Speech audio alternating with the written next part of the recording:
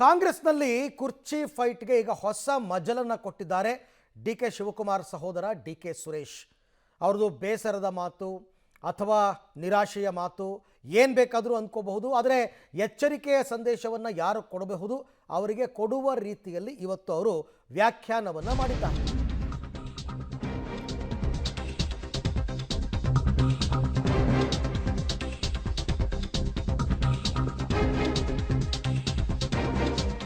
ಕಾಂಗ್ರೆಸ್ನಲ್ಲಿ ಕುರ್ಚಿ ಫೈಟ್ಗೆ ಈಗ ಹೊಸ ಮಜಲು. ಪಕ್ಷನಿಷ್ಠ ದಾಳವನ್ನು ಉರುಳಿಸಿದ್ದಾರೆ ಡಿ.ಕೆ. ಸುರೇಶ್. ಕೈಮನೆಯಲ್ಲಿ ಸುರೇಶ್ ಅವರ ಮಾರ್ಮಿಕ ಮಾತಿನ ಸಂಚಲನ.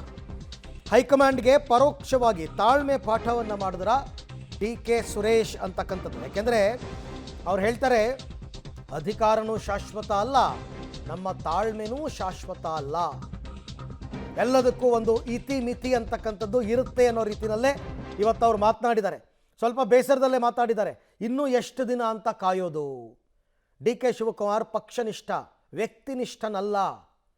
ಆದರೆ ಆ ಪಕ್ಷನಿಷ್ಠೆಗೆ ಸೂಕ್ತ ಬೆಲೆಯನ್ನು ಪಕ್ಷ ಕೊಟ್ಟಿಲ್ಲ ಅನ್ನೋ ರೀತಿಯಲ್ಲಿ ಇವತ್ತು ಸುರೇಶ್ ಅವರು ಆಡಿರ್ತಕ್ಕಂಥ ಮಾತು ನಿಮಗೆಲ್ಲ ಗೊತ್ತೇ ಇದೆ. ಶಿವಕುಮಾರ್ ಅವರು ಡೆಲ್ಲಿಗೆ ಹೋಗಿ ಕೂತಿದ್ದಾರೆ. ರಾಹುಲ್ ಗಾಂಧಿ ಅವರ ಭೇಟಿ ಸರಿಯಾಗಿ ಆಗಿಲ್ಲ, ಅವರಿಂದ ಯಾವುದೇ ಭರವಸೆ ಸಿಕ್ಕಿಲ್ಲ. ಹೀಗಿರಬೇಕಾದ್ರೆ ಇದೇ ರೀತಿಯಲ್ಲಿ ಅವರು ಮಾತನಾಡಿರ್ತಕ್ಕಂಥದ್ದು ಸುರೇಶ್ ಅವರು ಮತ್ತೆ ಕಾಂಗ್ರೆಸ್ ಪಾಳೆಯದಲ್ಲಿ ಈಗ ಮಾತಿನ ಸಂಚಲನಕ್ಕೆ ಕಾರಣವಾಗಿದೆ. ಡಿ.ಕೆ.ಶಿ ಪಕ್ಷನಿಷ್ಠ ದಾಳವನ್ನು ಉರುಳಿಸಿದ್ದಾರೆ ಡಿ.ಕೆ. ಸುರೇಶ್. ಕೆಲವರು ಅಧಿಕಾರಕ್ಕಾಗೇ ಇರ್ತಾರೆ ಅಂತ ಡಿ.ಕೆ. ಬ್ರದರ್ ಹೇಳ್ತಾ ಇರೋದು. ಅಧಿಕಾರನೂ ಶಾಶ್ವತ ಅಲ್ಲ, ತಾಳ್ಮೆನೂ ಶಾಶ್ವತ ಅಲ್ಲ, ನಮ್ಮ ತಾಳ್ಮೆಗೂ ಒಂದು ಮಿತಿ ಇದೆ ಅಂತಕ್ಕಂಥ ಸಂದೇಶನ ಖಂಡಿತವಾಗಿ ಅದೇ ಮೆಸೇಜ್. ಆಮೇಲೆ ನಿಮ್ಮ ಅಧಿಕಾರನೂ ಶಾಶ್ವತ ಅಲ್ಲ ಅನ್ನೋದನ್ನು ನೆನಪಿಸುವ ಮಾತಾ. ಆದಷ್ಟು ಬೇಗ ಮಾತುಕತೆ ಒಳ್ಳೆಯದು ಅಂತ ಹೈಕಮಾಂಡ್ಗೆ ಸಂದೇಶ ರವಾನಿಸೋದಕ್ಕೆ ಪ್ರಯತ್ನನ. ನಮಗೂ ತಾಳ್ಮೆ ಇದೆ, ತಾಳ್ಮೆಗೆಟ್ಟರೆ ಮುಂದಿನ ಪರಿಸ್ಥಿತಿಗೆ ನೀವೇ ಹೊಣೆಗಾರರು ಅನ್ನೋ ರೀತಿಯಲ್ಲಿ ಮಾತನಾಡ್ತಾ ಇದ್ದಾರೆ. ಆದಷ್ಟು ಬೇಗ ಇದಕ್ಕೊಂದು ಅಂತ್ಯವನ್ನು ಹಾಡಿ ಡಿ.ಕೆ. ಶಿವಕುಮಾರ್ ಅವರನ್ನು ಮುಖ್ಯಮಂತ್ರಿ ಮಾಡಿ, ಅಷ್ಟೇ, ಸುತ್ತಿ ಬಳಸಿ ಏನು. ಅದೇ ನೇರವಾಗಿ ಅದೇ ಮಾತನ್ನು ಸುರೇಶ್ ಅವರು ಕೂಡ ಆಡಿರ್ತಕ್ಕಂಥದ್ದು.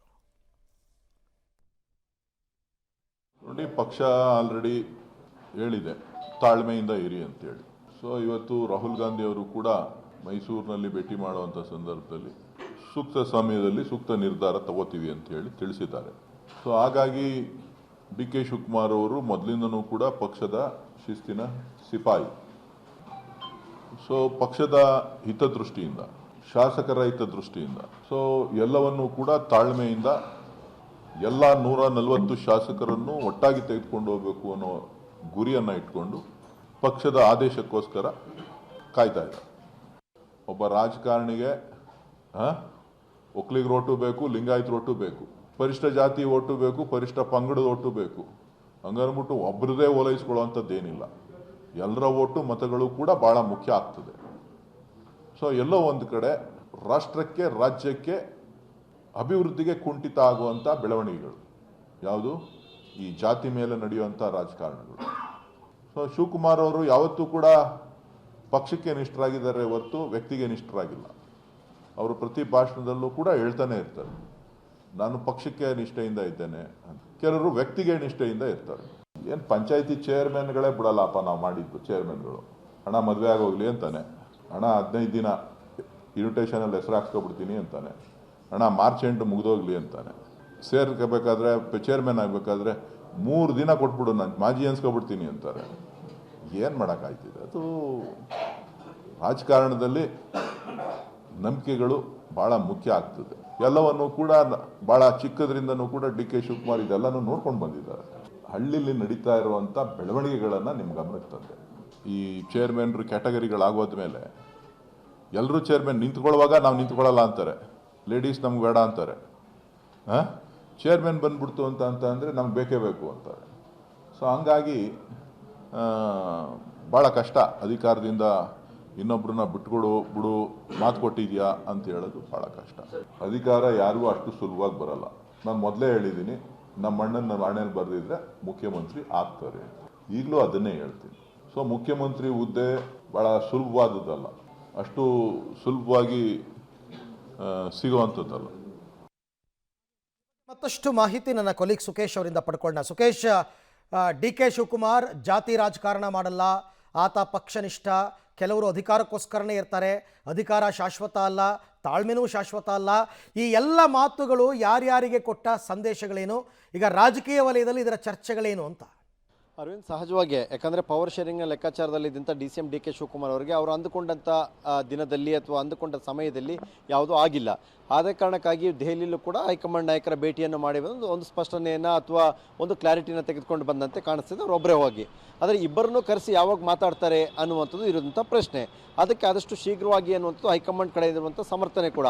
ಆದರೆ ಅದನ್ನೇ ಒಂದು ರೀತಿಯ ಮಾರ್ಮಿಕವಾಗಿ ಅವರ ಸಹೋದರ ಕೂಡ ಆಗಿರ್ತಕ್ಕಂಥ ಮಾಜಿ ಸಂಸದ ಡಿ ಕೆ ಸುರೇಶ್ ಅವರು ಮಾತಾಡಿದಂತೆ ಕಾಣಿಸ್ತಾ ಇದೆ.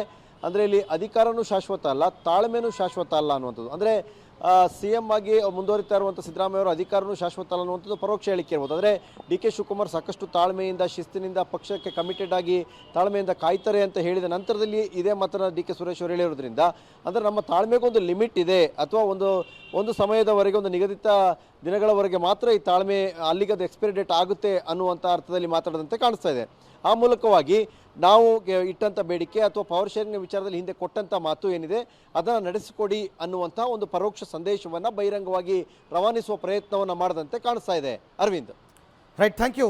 ತಮ್ಮ ಎಲ್ಲ ಮಾಹಿತಿಗಾಗಿ ಧನ್ಯವಾದ. ಯಾರ್ಯಾರ ಕಿವಿಗೆ ಯಾವ ರೀತಿ ಇದು ಅರ್ಥವಾಗುತ್ತೆ ಅಂತಕ್ಕಂಥದ್ದೇ ರಾಜಕೀಯದ ಲೆಕ್ಕಾಚಾರ. ಅವರವರು ಅರ್ಥ ಮಾಡ್ಕೋಬೇಕು. ಆಮೇಲೆ ಹೈಕಮಾಂಡ್ಗೂ ಕೂಡ ಈ ಎಲ್ಲ ಮಾತುಗಳು ಹೋಗುತ್ತೆ, ರವಾನೆ ಆಗುತ್ತೆ. ಏನು ತೀರ್ಮಾನ ತಗೋತಾರೆ ಅಂತಕ್ಕಂಥದ್ದು ನೋಡೋಣ.